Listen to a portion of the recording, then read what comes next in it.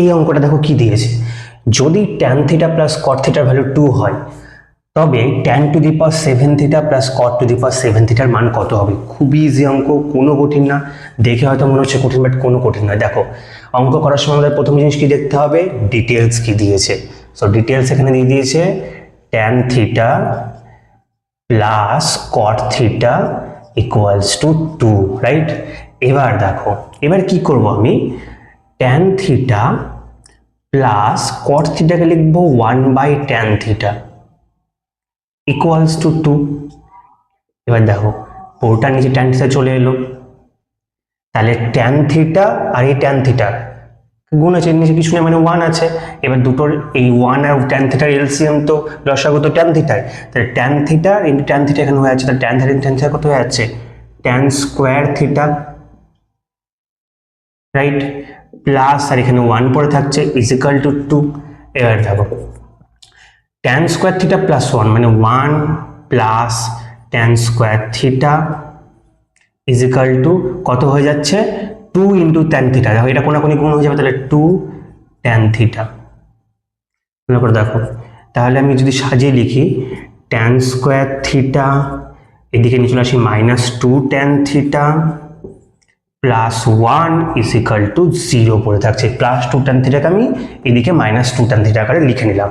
এবার দেখো কি করব, এবার এখানে জিনিস দেখতে পাচ্ছ, আমি যদি ট্যান থিটাকে যদি ট্যান থিটার সমান সমান a ধরি, তাহলে এটা কি হয়ে যাচ্ছে, a স্কোয়ার -2a প্লাস 1। দেখো 2 এর সঙ্গে যদি 1 গুণ করে তাও তো সে একই থাকবে, কারণ 2a ইন্টু 1 মানে 2a। তাহলে দেখো এটা কিসের সূত্র হয়েছে, a square -2a 2 into a into B, B মানে 1 প্লাস বি স্কোয়ার। এটা কিসের সূত্র হয়েছে, a মাইনাস বি এর হোল স্কোয়ার, মানে a মাইনাস 1 এর হোল স্কোয়ারের সূত্রে চলে আসছে। তাহলে একইভাবে তাহলে আমি ট্যান থিটার সঙ্গে যদি a হয়, তাহলে এটা কিসের সূত্রে, দেখো ট্যান থিটা মানে কি ধরেছি, a ধরেছি, কারণ এটা a স্কোয়ার -2a মানে ট্যান থিটা আর 1 গুণ করলে তো সেইটাই হবে, তাহলে ইন্টু 1 প্লাস 1 স্কোয়ার মানে 1, তাহলে a square -2ab plus b square কার সূত্র, a মাইনাস b এর হোল স্কোয়ারের সূত্র, মানে a মাইনাস 1 এর হোল স্কোয়ার সূত্র আসছে এখানটায়। আর a মানে কি ধরেছে, আমরা ট্যান থিটা।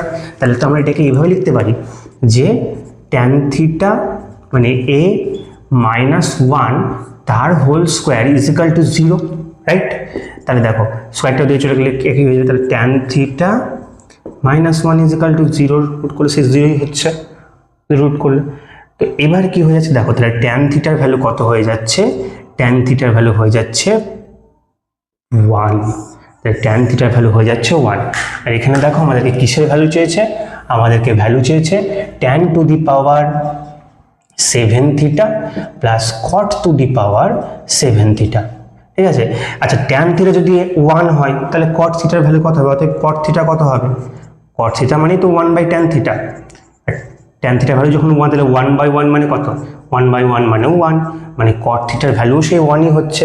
তাহলে ট্যান থিটার value 1 two the power 7 plus cot থিটার ভ্যালু 1 টু দি পাওয়ার 7, আর 1 এর পাওয়ার যাই করো না কেন সেই 1ই হবে। 1কে যতবারই তুমি মাল্টিপ্লাই করো সেই তুমি আলটিমেটলি 1ই পাবে, প্লাস 1 মানে হয়ে যাচ্ছে 2। তাহলে বুঝতে পারলে এটা হয়ে গেল অ্যান্সার।